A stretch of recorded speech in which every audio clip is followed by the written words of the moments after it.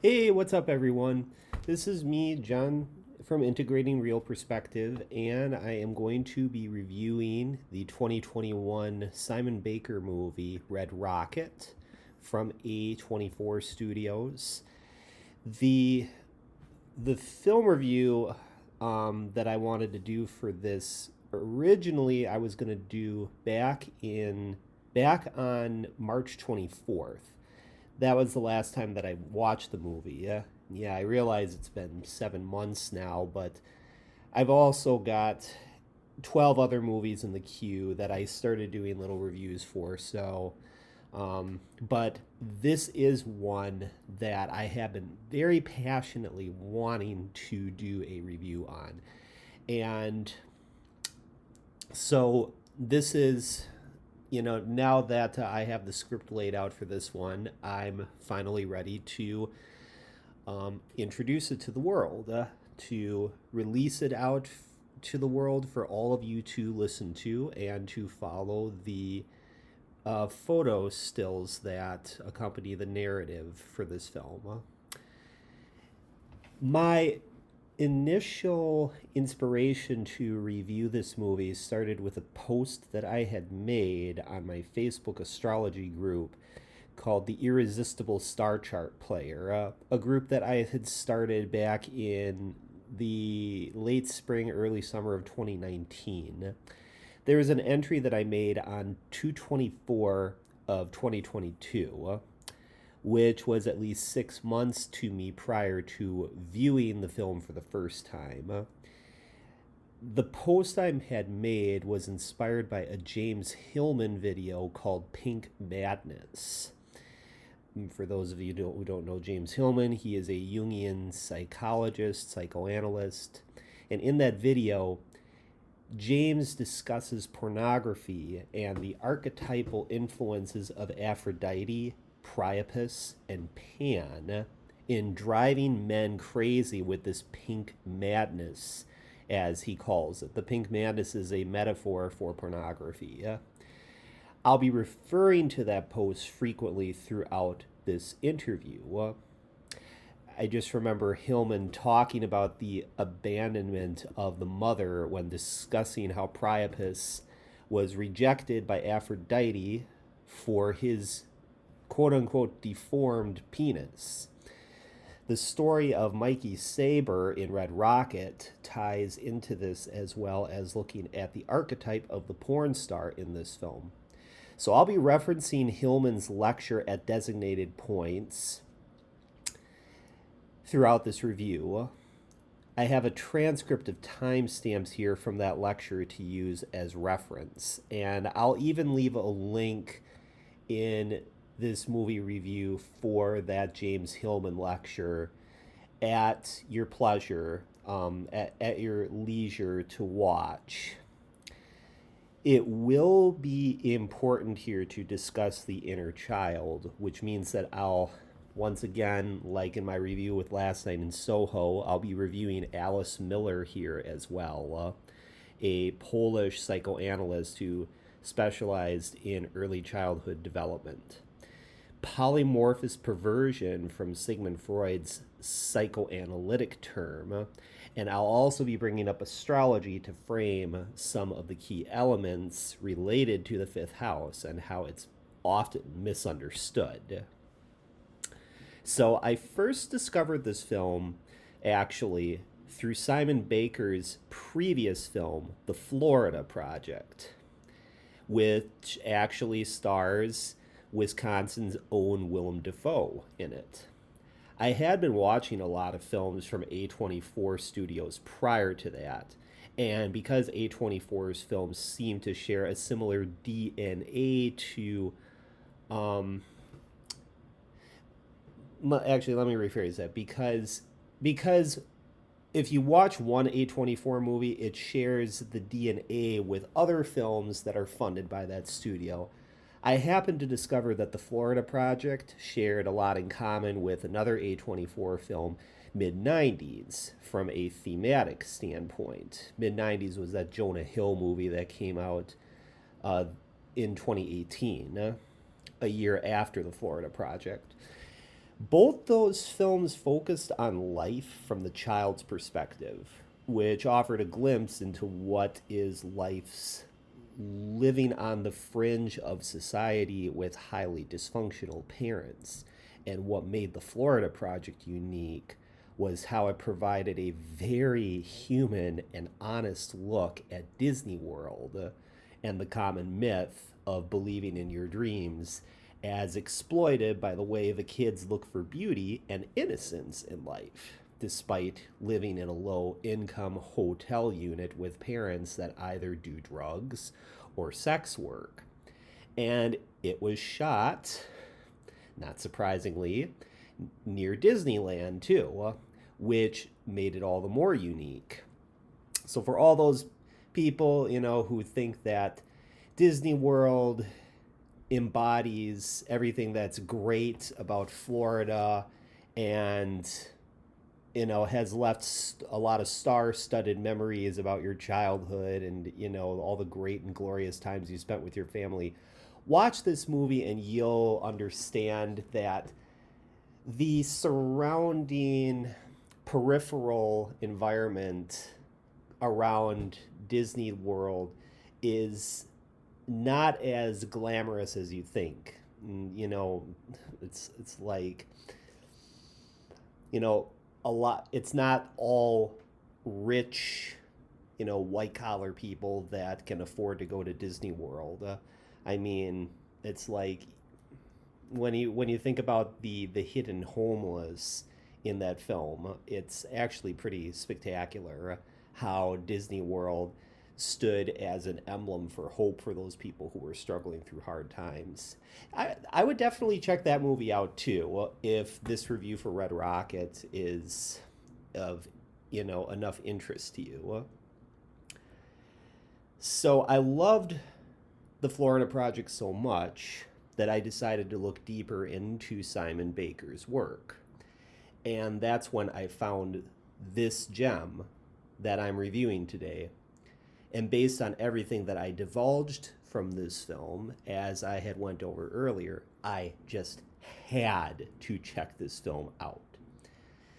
So the subject of this film is Mikey Saber, played by Simon Rex, who is a former porn star that has basically stopped growing up after age 17. I'm not saying that that happens literally. I'm just saying, like, mentally and psychologically, that's what happens to him.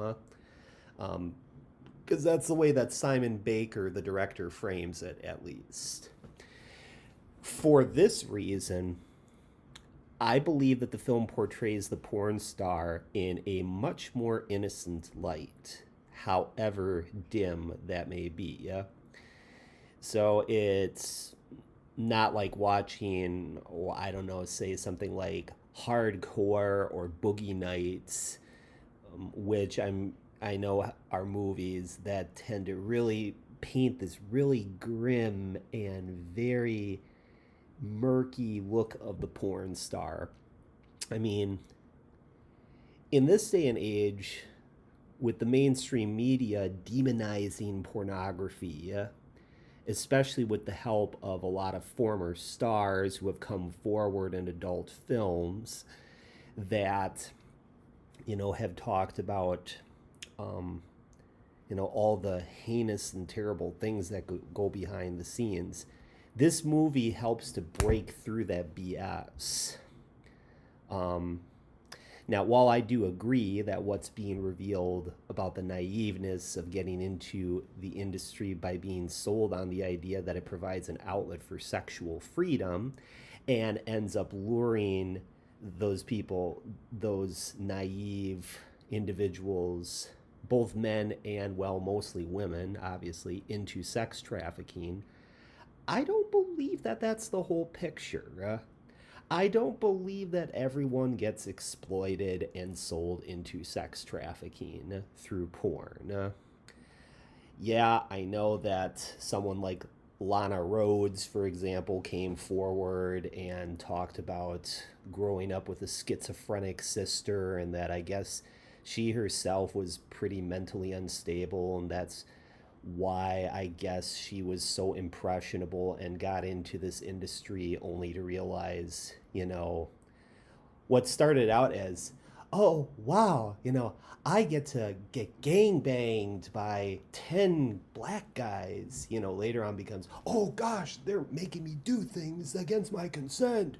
Oh gosh, this is a nightmare. Mikey Saber's story in Red Rocket is one of a guy who was neglected and unloved as a child. So I think it was wise to make a movie where it's actually depicted from the male standpoint, because you hear too many stories about women being victimized, and well, frankly, some of them are quite stupid in the porn industry. So it's nice to see one about a male that has actually been taken advantage of in the same way in this industry. Porn was essentially a way for him to explore a possible outlet for exploring his creativity via priaptic gratification. Here we have a guy who just wanted to become, he wanted to stay in his man child phase where sex was just this everyday playground where it's all about personal pleasure, even at the expense of hurting others or being hurt oneself. And yet, he otherwise means well.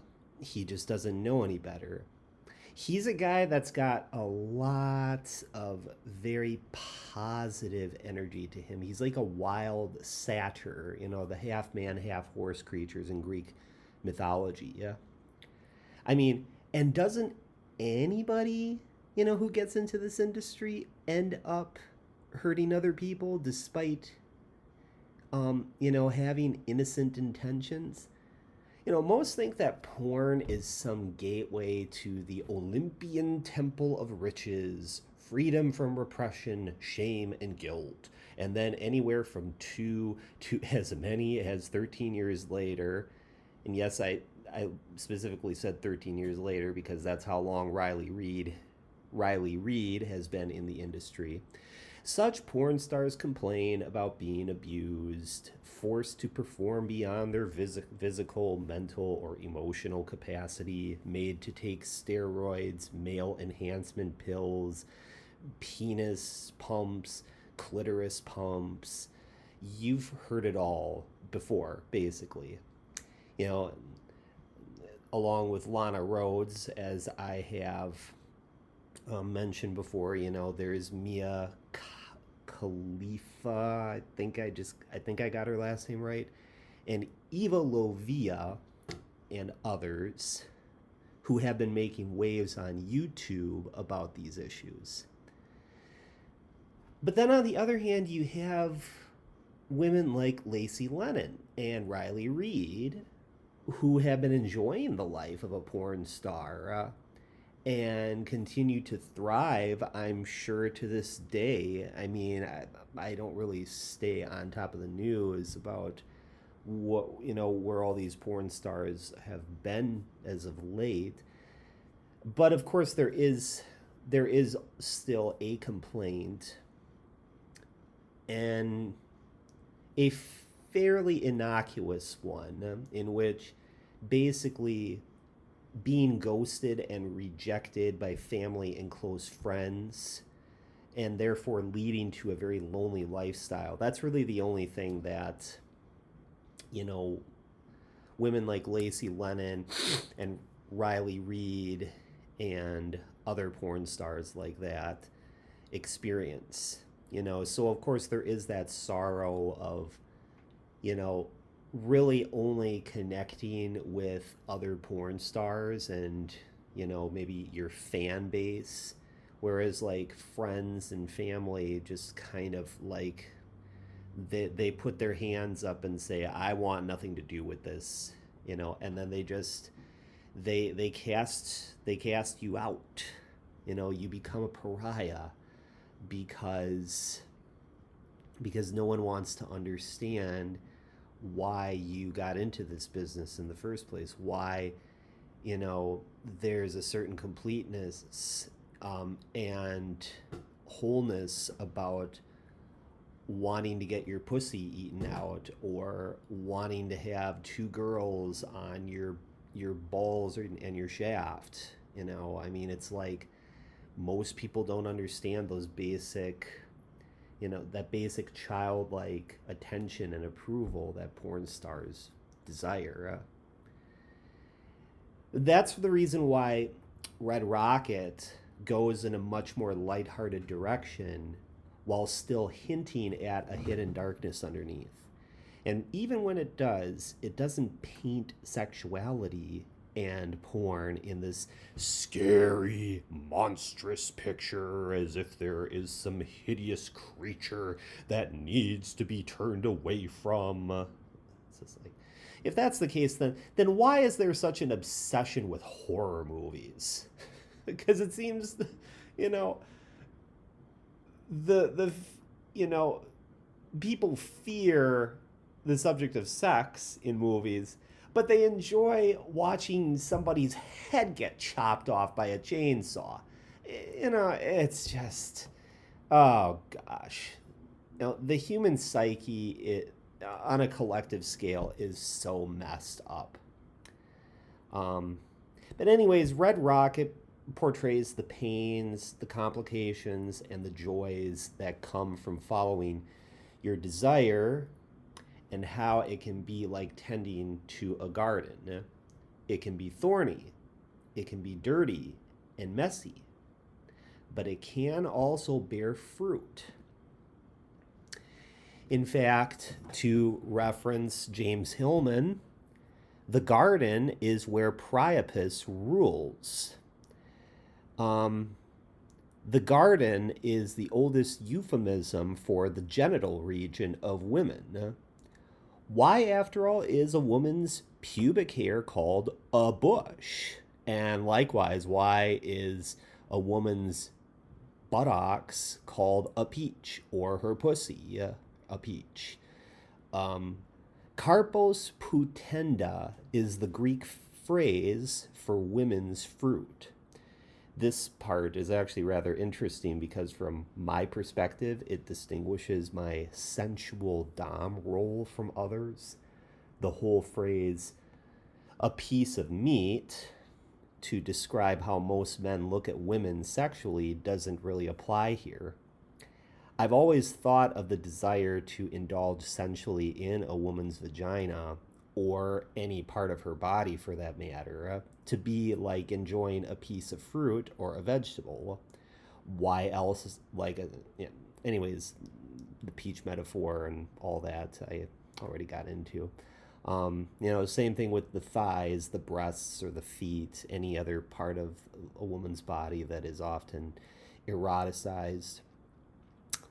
And then there's also the subject of exhibitionism in this movie that corresponds to James Hillman's lecture. In the process of covering the naked truth, you are possessed by Priapus. This is what society and civilization is afraid of. By uncovering the naked truth, there is an uncovering of the fertility process of all life. And Hillman quotes here, "Look at my parts that Aphrodite rejected.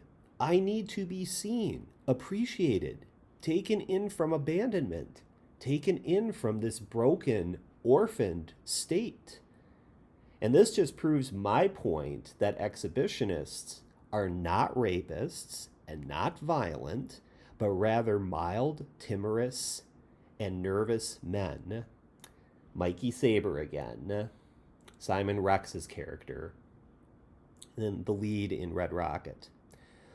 All that these exhibitionists are trying to do is to return back to that place that was first considered taboo by Aphrodite, which resulted in his abandonment from her, by exposing his genitals to anyone who will show compassion.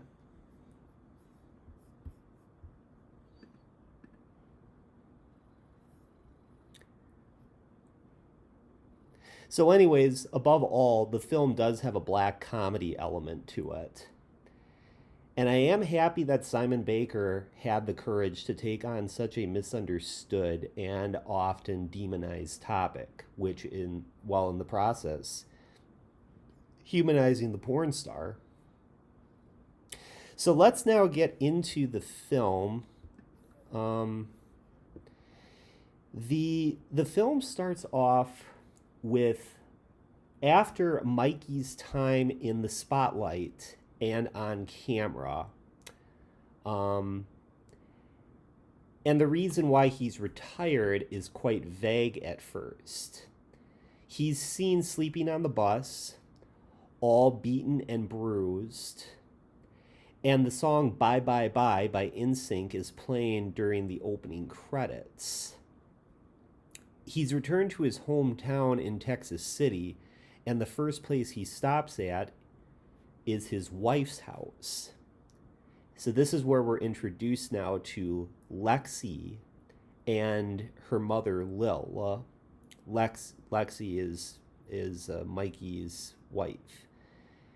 Now Lil is the first person to open the door, and when she recognizes Mikey, well, she isn't really too pleased to see him. And when Lexi finally sees him, she stares long and hard with this coldness and reserve. Now, Mikey's intent here is that he wants to crash at his wife's place, but there's no sincerity behind his intention. No friendly passing through, looking to reunite warmth to his arrival. Well, he simply comes off as desperate, nervous, and high-strung. And you get the sense that he's trying to recover after a run-in with some big misfortune or terrible incident that happened in his life recently. Yeah, something to do with drugs or some hustling scheme with former clients or co-stars, or I guess a falling out with his manager. Mikey comes off as someone who's been hurt, but neither Lexi or Lil are buying it. They think that he's there to take advantage of him. Now, I myself attempted to watch an earlier film of Sean Baker's that introduces the Mikey character. The film is called Starlet, and it was released in 2012. Simon Rex doesn't play Mikey in this film. James Ransome played him, but he was cast more as like a supporting character in that film compared to Red Rocket, but he was clearly more of a douchebag pimp type who treated his girls like dirt. So in a way, looking now almost 10 years later at Red Rocket, it's kind of easy to see why it would be easy to dislike Mikey, just based on the way that he was in Starlet. And even though he was just a background character, he was the driving motor of that film for the two female leads in that film. Personally, I didn't watch the whole film because I felt that the two lead porn star girls in the film, Tess and Melissa, oh my goodness, were they insufferable to watch. I didn't buy into...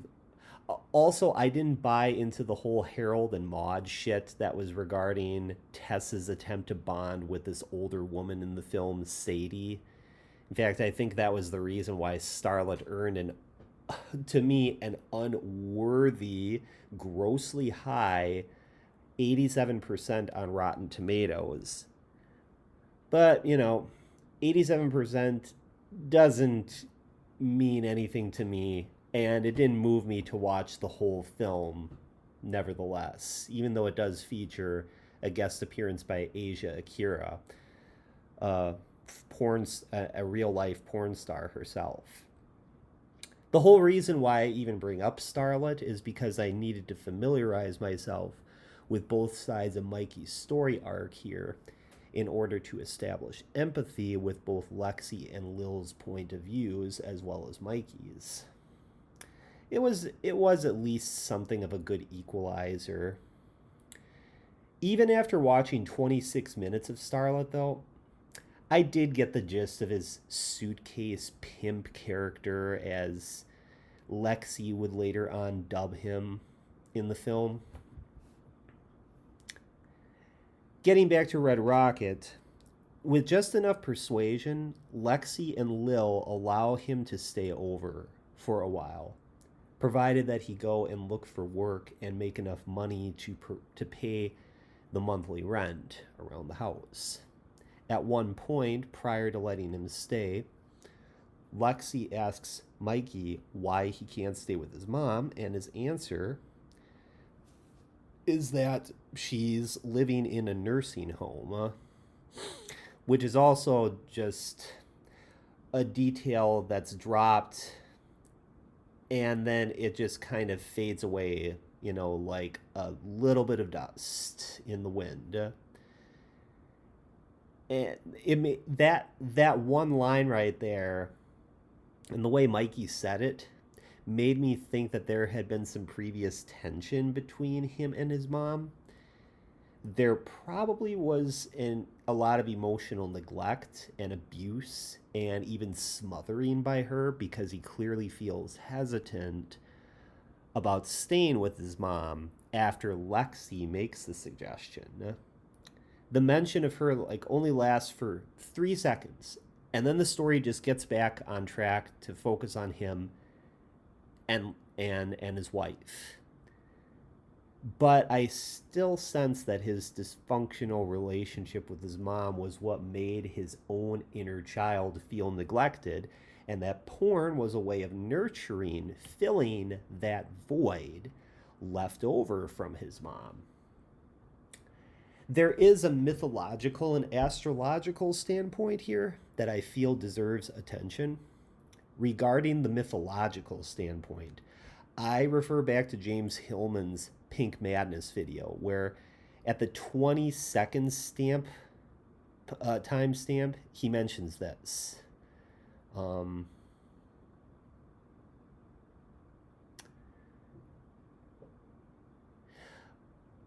I'm sorry here. This is actually something that I had iterated on earlier about Priapus.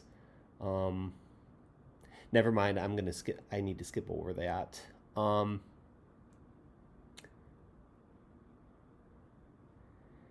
yeah. Okay. So Simon Rex, um, the by the way, just a little bit of background information about Priapus. If you don't know who he is already, he's known as the god with the eternally erect penis, who was the child of Aphrodite, and according to myth, Hera, who was jealous at the time, was what she did was she touched Aphrodite's belly with her finger, and that's what essentially caused Priapus to have his over enlarged penis. So there's something of archetypal significance about the finger of Hera there. Although James Hillman doesn't really go to it any deeper than that. Except to describe that the finger of Hera has some sort of connection with pornography as being the result of the vulgar and the profane that we turn away from.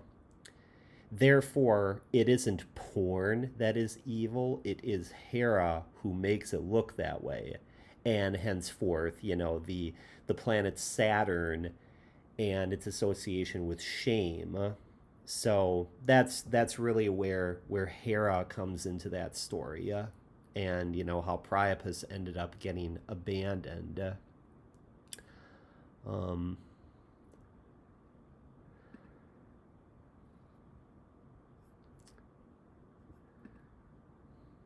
it's also worth pointing out too in Hillman's lecture that He says that the sexual imagination is stronger than war, and that the one thing that brings the Olympian superior mind down from the top of the mountain is seduction. And this is what is the pink madness, the crazy attraction. Only the crazy attraction of the pink madness can get to the Olympian above it all that affects our Western culture.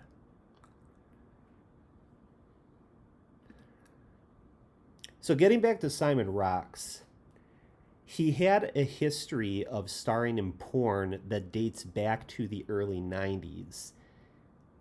He actually had to star in porn in order to make money to support his girlfriend at the time because they were expecting their first child. So it's only natural that in Red Rocket, the subject of exhibitionism would be explored here. Because in this movie, there are at least two times where his penis is exposed. In one of those scenes, there is a clear lack of boundaries and a sense of humiliation at the same time. And if you watch the movie and take note of those scenes, you'll know that I'm right. Hillman goes on to say this about Hera. Hera touching Aphrodite's belly with her finger was what caused Priapus to have his over-enlarged. Oh, yep. Pardon me. This is also a repeat as well. This brings me to the astrological view of Mikey's history and character arc from Starlet to Red Rocket. The fifth house of creativity, childhood activity, and romance factors in here. Now, in the fifth house, there is a lenticular portrayal of two archetypes here, which I have addressed as the porn star and the man-child. On the one level, you see someone who is generally not well respected by society, as in the case with when Mikey attempts to look for work, but ends up getting rejected from every job offer that he pursues. On another level, you see the lost child who is starving for attention, and he becomes codependent on the people he gets involved with. I mean, in this case, this is like the inverse of what the mainstream portrays. How the mainstream portrays, the female as being the victim of like these corrupt daddy figures, like the sins of the fathers type of trend that has been running at the speed of a locomotive in the news. This movie goes the opposite direction, where now the man is depending upon these devouring mother-like figures, these women, these very strong women who he needs so badly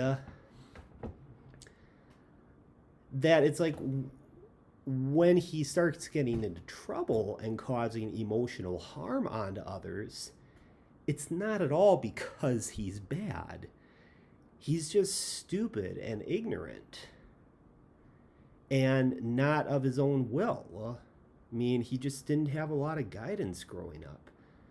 And he had to be his own leader, but there was like this warped sense, of the child and the man in him. So unable to empathize and relate to another person, just being caught up in his own narcissism, even though he has a sincerity behind his intentions and only wants to be loved. The only way that Mikey ever gets that leonine satisfaction, Leo, of course, ruling over the fifth house and being the king on his throne, is through expressing his inner child directly through sex. Sex is the most immediate outlet to satisfy a wounded inner child. That's why both male and female porn stars tend to come off as being really immature, really clumsy and stupid. I mean, in fact, that's what what James Hillman gets at when he talks about the difference between hardcore and softcore pornography is that hardcore pornography is stupid, clumsy, and one sided, and has an association with the ass, the jackass. And I'm not talking about the euphemism, I'm talking about the animal. Well, whereas softcore pornography is more about, you know, the softness, the shiny surfaces, the tender and loving embrace of two lovers, and the desire for what is far away.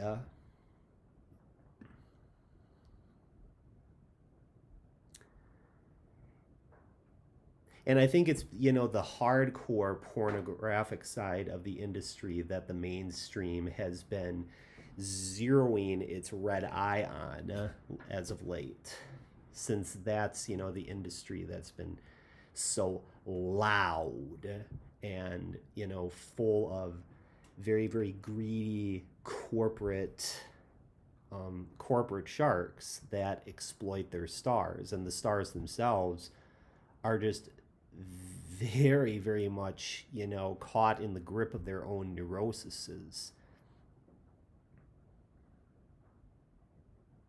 However, it's the men that are often the accidental targets of being seen as predators, whether real or hypothetical. Well, because the penis symbolically points outwards, it's often a symbol of projected shame and shadowy contempt for the things that people are unwilling to stand up for in the face of a rigid societal regulation guarding against the taboo.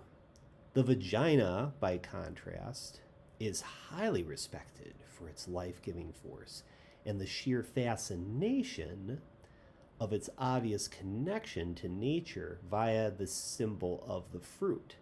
The peach, the orange, the grapefruit, the kiwi, it's all the same shape when you slice it open to see the similarity of the shape of the vagina.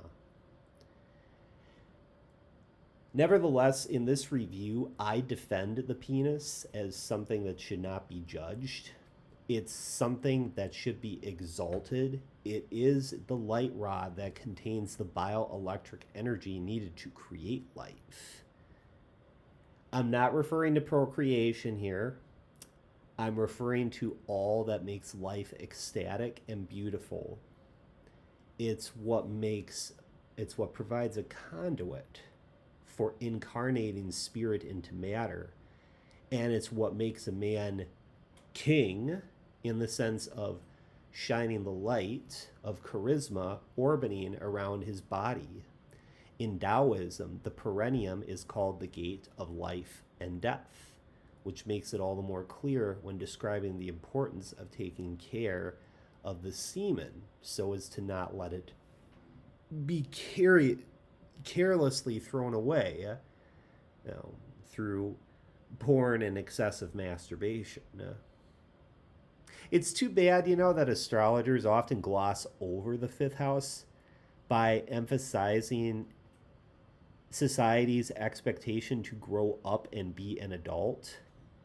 And that's what often causes astrologers to ignore the often beautiful and wonderful things that can come out of the fifth house.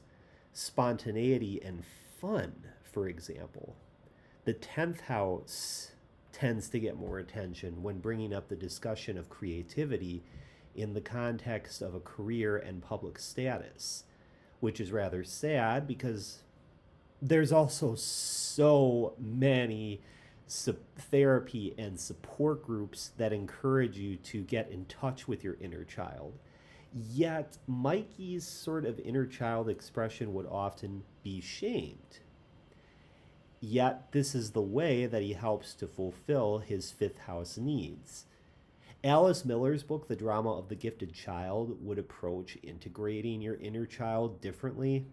She wouldn't encourage one thing and then discourage the same thing in the opposite vein, as so many of these confusing group therapies seem to do, which explains my own confusion of having experienced group therapy in the past, Well, and individual therapy as well. I abhor talk therapy. The bottom line is this: I would advocate any porn star or sex worker to stand for something that they believe in and shine in personal truth while also creating a necessary offense against the punitive authoritarian types that impose a jealous psychopathy on them. But there should also be a humbleness as well, which the film will also explore later on. So, as the movie goes on, the ebb and flow of the plot shows how it plays with your expectations in a teasing sort of way, especially when we get introduced to Strawberry's character later on, Suzanne's son's character. I like that about the film too, because you have to take a side and figure out whether you like these characters and root them every step of the way, or whether you loathe them and you feel like they get what they deserve when bad things happen to them. Getting back to the movie though, I just feel I had to provide a conceptual framework here to help understand better how I'm going to be approaching this story, the characters, and everything that unravels between the two. So Mikey is explaining to Lexi and her mom how he was getting ripped off by his roommates he had been living with. And I believe it had to do with the quality of the stars being brought to the audition for a shoot, and the fact that there was a raw deal and how the shares were to be split down after the sex scenes were shot. He paints himself to be a victim here, and considering that his business is in dealing with the quality of how porn is being produced, I can empathize with him. The business side of it is really about building a thick skin and learning to hustle. Lexi and Lil decide that he can stay as long as you already know this. Every convention. Um, so while he's staying with Lex and Lil, his efforts to find himself a job don't work out. He ends up visiting Leandra, the mother of an old friend, quote unquote, old friend, meaning rival, who won a fight against Mikey in high school. Mikey was the one that got his ass whooped by this guy. Anyhow, he starts helping out Leandra by selling drugs in order to make rent money. I remember this subplot being really intriguing because he's talking to Leandra's daughter, June, about the AVRs, the adult film equivalent of the Academy Awards. She's curious because she wants to know what power dynamics go into someone winning an award for best oral or best anal. And then Mikey has to explain that he usually has to do some of his own work by guiding the woman to go down on him and pacing them on how to suck his dick. June has this idea that the woman is doing most of the work in these sex scenes and therefore they should be earning the awards. But Mikey insists that it's an equal exchange and that there really is no gender bias here. Then, of course, there's Lonnie, the quote-unquote fake friend who walks around a mall with an army outfit pretending that he served in the armed forces. And yet him and Mikey form this weird friendship together. They're both conning people, but in different ways. Yet even Mikey ends up conning Lonnie in the end. Eventually, Mikey does end up making enough rent and earning respect from Lil and Lexi, so he treats him out to the local donut shop, which is where we meet Strawberry. So now we're at a turning point in the film where we're introduced to a new muse for Mikey. Interestingly, Strawberry is the nickname for Ray Lee. That's her real name. But according to Ray Lee, her friends refer to her as Strawberry anyway. Kind of makes you think about Plenty O'Toole from that James Bond movie, Diamonds Are Forever, doesn't it? It's like, my name's Plenty. Nice to meet you. Plenty O'Toole. Blah, blah, blah, blah. So perhaps subliminally, the name Strawberry was used to imply that she is a femme fatale who has a very sweet Lolita esque sassiness to her. It's also quite a porn star worthy name, if you ask me. Name, Strawberry. So, anyways, when Mikey and the two ladies enter the donut cafe to order, Mikey is clearly drawn in by Strawberry's deep blue eyes. She clearly seems to have an innate flirt to her personality, even when she's trying to keep things work appropriate. Yet, as Mikey and the ladies sit down to eat, Mikey can't stop looking at her and eventually starts rushing the two ladies with him to leave. And then he sneaks out of the house late at night with his bike. Yes, he's riding a bike in this film. How pathetic. To try and see if he can catch her as they close, but it's too late.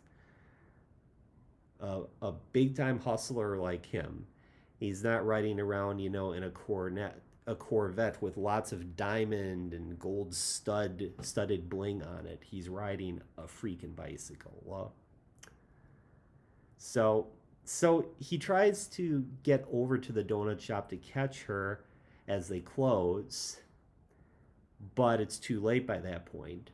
So he has to come in the next day and ask the Asian manager there when she's in again by getting her schedule. And then when they finally do see each other again, he discovers that she's only 17. Now, according to the state of Texas in which this film was made, the legal age of consent is 17, as Mikey would say, legal as an eagle. Just to be on the safe side, the actress Suzanne Sun was cast for the role when she was 25. And in fact, Simon Baker has actually known Suzanne since 2018. So that would have made her 23 at the time. It was actually while she was on a date to see the Joaquin Phoenix movie, Don't Worry, He Won't Get Very Far on Foot, that Sean, decided to,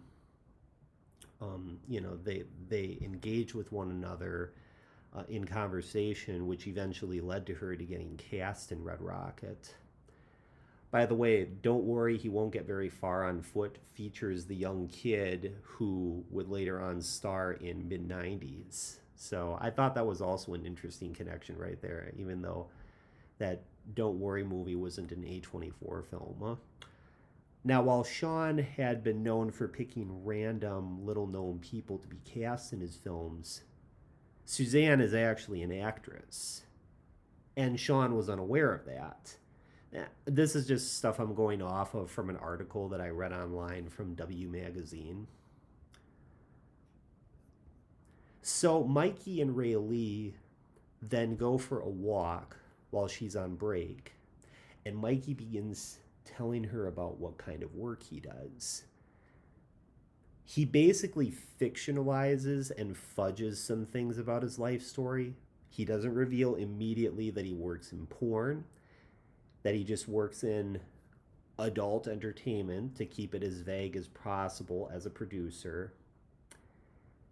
This initially makes Strawberry skeptical because there is one thing, the one thing that is off about him, as I pointed out, is that he rides a bike around, which makes her question whether he actually makes a lot of money in his line of work. She's nonetheless very kind and compassionate towards him, kind of like, Jodie Foster's character in Taxi Driver was the same way to Robert De Niro. Especially when Strawberry reveals that he that oh, I'm sorry, especially when Mikey reveals that he's taking care of his sick mother, which is also a lie. In fact,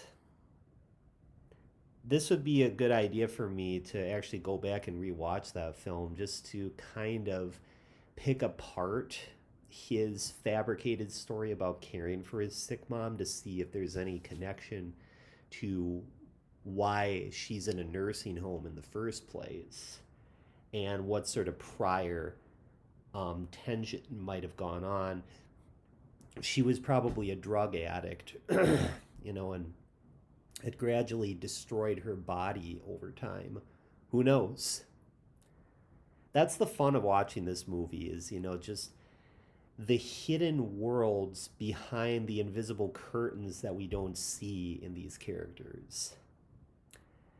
So when Strawberry starts extending even more kindness to him by offering him rides home, he directs her to a big mansion in a neighborhood, which is actually quite the opposite of that rundown shack of a house that Lexi and her mom live in. Now, here is where we essentially start to see two different sides of Mikey. The one side of him is the Mikey who wants to stay loyal to Lexi and work on rebuilding a life with her.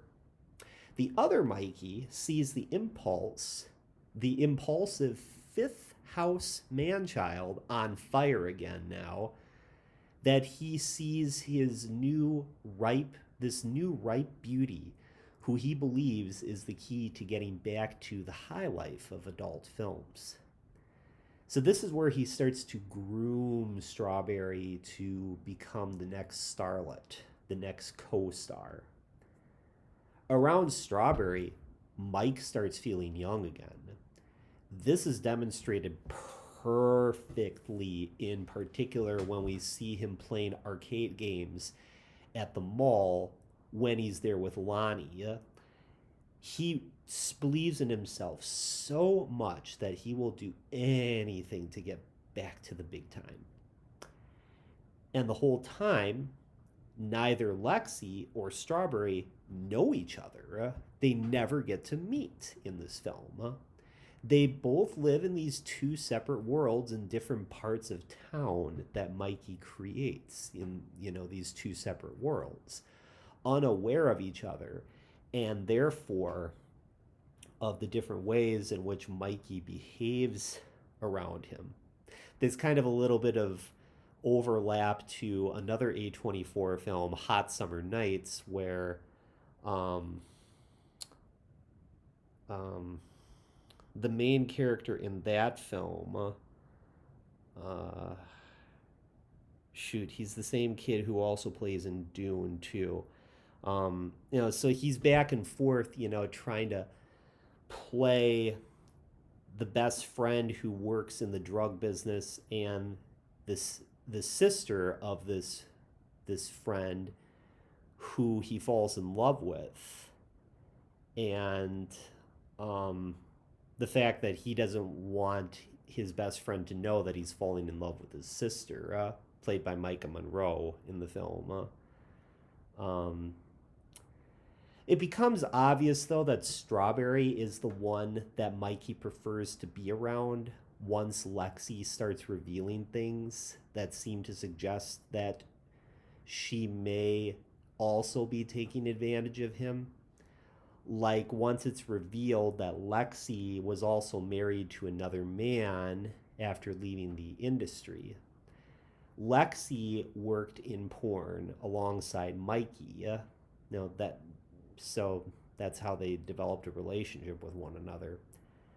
And I don't know if I mentioned that yet, but both actors ended up becoming victims to various power struggles, which are unraveled through Mikey's various stories that he shares with Lonnie. Anyways, Lexi ended up having a kid with another man. And when that man passes away, Lexi tries cajoling Mikey into wanting to adopt her son, as if thinking that she can somehow make a man out of Mikey. But Mikey also knows about Lexi's addiction to drugs, and he believes that bringing a child in the world would give her the space to sneak off while Mikey is, fathering this kid to start using drugs again, which is indicated in the line um, when Mikey, outright tells Lexi, "You'll just be back to where you were back in '08." Strawberry, though, is a pretty ambitious person as well. She owns her own pickup truck and practically owns the house that she lives in, although she lives with her mom, and her mom is always hanging out with a new boyfriend every weekend and going on mini trips to have casual sex with them. So basically, the two, Mikey and her, have a lot in common. And that's why they gel so well together. He ends up taking her out to her first strip club where she gets a lap dance. And then the two end up having sex in the back of her pickup truck. Well, actually, they have sex many more times before that. Like after telling her on again, off again boyfriend to break up with her and having the kid's parents come back to beat up Mikey. Strawberry, ever the pacifist, tries to break the fight. "No fighting, no fighting," as she says. But, this, leads to her having to help ice up Mikey's bruises. And it's after that the two have sex in her truck then later on. Now, the sex in this film isn't really of the type that you see in the movie Nine Songs. No genital penetration, no on screen blowjob, hand job, or ejaculation. But the sex is very wild and hot, and the nudity is quite abundant.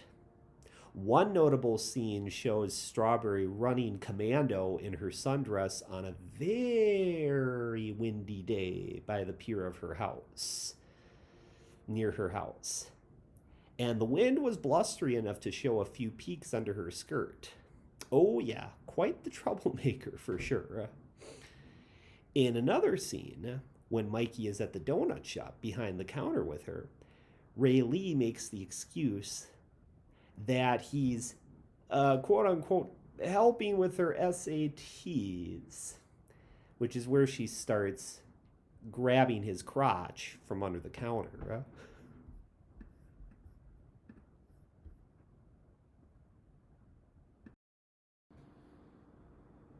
There is very, very much a childish innocence to their relationship that I simply adore, though. Like the the whole sequence that takes place at Ray Lee's mom's home is really, really sweet because she starts learning things from Mikey about power dynamics, whether it's possible to stay monogamous in the porn industry. In fact, actually, at one point, while they're lying in bed together, while they're laying in Rayleigh's bed, she tells Mikey that she doesn't really want to sleep with multiple men. Usually the case with all porn stars once they get into that line of work. She only wants to be with him. And that's when Mikey starts talking about couples pornography. Yeah? As you can see from yours truly here, your narrator here for this review, I know a lot about the different categories of porn. So this this is what I've been getting at since the beginning of this review. Why I stand up for this movie, yeah, is that There are so many, many, many, many, many, many, many, many, many, many, many, you know, uh, areas of pornography that are not talked about in the mainstream. And indeed, one is couples pornography. The fact that there are very happy men and women together in relationships that, you know, will film themselves. And that's, why we have OnlyFans and ManyVids and all those other types of platforms that are out there. And I mean, as far as I'm concerned, they look happy, even if I do think they do troll around on their fans, with the whole subscription transactional relationship that they have going on with their content. Um, I thought that was a really, really, tender and sweet scene. In fact, I'm going to talk briefly about the scene before that and the scene after that. The scene before that, which personally is my favorite sex scene in the whole movie, is the one in Rayleigh's bedroom where Mikey holds up the phone camera to record their genitals interpenetrating. And Mikey is saying how beautiful her performance is. There's a tenderness and an intimacy that really comes through, especially, matched with the mood of the low lighting and the pink walls all around Rayleigh's room. It really has a tantric flavor to it. Like this space is the temple of Venus for these two lovers.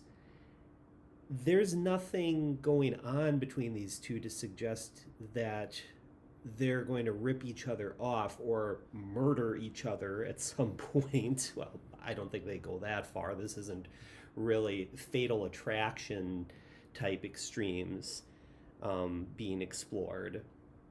The two are obsessed with each other, but there's, still a sweetness to it all, which may be otherwise considered blasphemous to much of the world. But what's considered blasphemous is actually sacred for these two. Now, I talked about this segment where Mikey is talking to Leandra's daughter about the AVN Awards. There is another thing about this film that I really admire, and that's the referencing of real porn stars. Jenna Jameson, Skylar Grey, and Tori Black are brought up in conversation between Mikey and Lonnie in a couple of scenes. I think it's great putting real life porn stars' names in the spotlight and giving them their due respect rather than just these flat one-dimensional mannequins that are nothing more than just fuck toys. I mean, they're actually human beings. As a matter of fact, Casey Calvert and Xander Corvus have their names billed in the credits as being consultants on this movie. Yeah? Probably the ones giving Sean Baker, the director, VIP access into the AVN or something for sex education purposes. So there's definitely, some real honor to the porn stars in the industry here. The film, as I've been saying, like a broken record, humanizes the porn star, which I like. As all too often, the mainstream media only likes to focus on and blow up the whole sex trafficking crisis. Again, it's like, of course, the mainstream media won't make a whole lot of money on, the sweet tenderness that goes on in couples porn. Like the mainstream right now completely makes a flatland leveling by collapsing porn and sex trafficking into the same sex offender bin, which is just wrong, absolutely wrong. Zero care is put into the case by case intention for each star. Each individual is bulldozed into a flatland statistic where all porn stars are either sex traffickers, victims of sex traffickers, and therefore there is a victim prosecutor dynamic demonizing porn stars, or pimps as they're called. This is a very toxic world that we're living in. Honestly, I'm so happy that Red Rocket, has come into existence to bring this beautiful, pink lined, sunny, even if dark and rather silly comedy aesthetic to it. Not all male porn stars are set out to buy women to use and abuse as property, and not all women are naive and meek victims of sexual abuse. There is a unique alchemy to the way men and women work together in the adult film industry. And at the heart of it all is a desire to let the inner child out for play and the desire for a better lifestyle, which Lexi, Mikey's wife, doesn't seem to understand about Mikey when she calls him out at the end by calling him a hobo suitcase pimp. To put it another way, not all men become predators, offenders, or pimps. Not all women come from backgrounds of sexual abuse or are simply gullible bimbos. You get the idea, I hope. Now, another scene in the film to mention is when Mikey tells Lonnie about Strawberry sucking on his fingers as a sign that she loves sucking dick, has had plenty of experience sucking dick. And that's what I mean. I love how he can just be so innocent and playful about his emotional politics of sex. Same with Ray Lee's teenage antics for expressing her sexuality. Her and a friend posted an implied nude of themselves on Instagram while covering their front sides with stuffed animals. It's hilarious. But again, it shows from the female side the untamed but harmless polymorphism, that Freudian polymorphism, and how it attracted a guy to pay her $75 on Venmo for the photo. Now, I'm not saying that this movie is propaganda for people to become their own porn stars. It's more about a film that actually shows the hurts and the wounds and the betrayals that people experience in relationships and the creativity that goes into starting new ones once you change support systems and find someone who is more compatible and accepting to who you are. Age gap really matters not when the love between the two is genuine and treasured. I mean, just look at, the films we've been having throughout the 2010s with where stars are at least like 15 or 20 or even 20 plus years apart from each other. Look at Jennifer Lawrence and all the movies that she's starred in with much older guys. Chris Pratt in Passengers, Bradley Cooper in Silver Linings Playbook, and so on and so forth. And even Shailene Woodley in the movie White Bird in a Blizzard, who was having sex with a cop in the film that I believe was at least around 20 years older than her. So, in conclusion, definitely watch this film, especially if you enjoy seeing a 2021 version of a sexploitation film from the 70s and 80s. Sean Baker basically dug into that deep well of the sexploitation genre and time period when making this film. And boy, has this genre come a long way since then. Lars von Trier was doing something similar in 2013 with his movie Nymphomaniac Part 1 and 2, which was an updated version of a Swedish film, Anita, from 1973, 4 decades ago. And in all, that concludes my film review. That's my integrated real perspective on this film. Hope you enjoyed, and obviously you'll have a similar or different perspective, but leave any insightful comments if you've seen Red Rocket, and remember to like and subscribe to my channel. Thanks, folks, and I'll see you next time watching The Reel.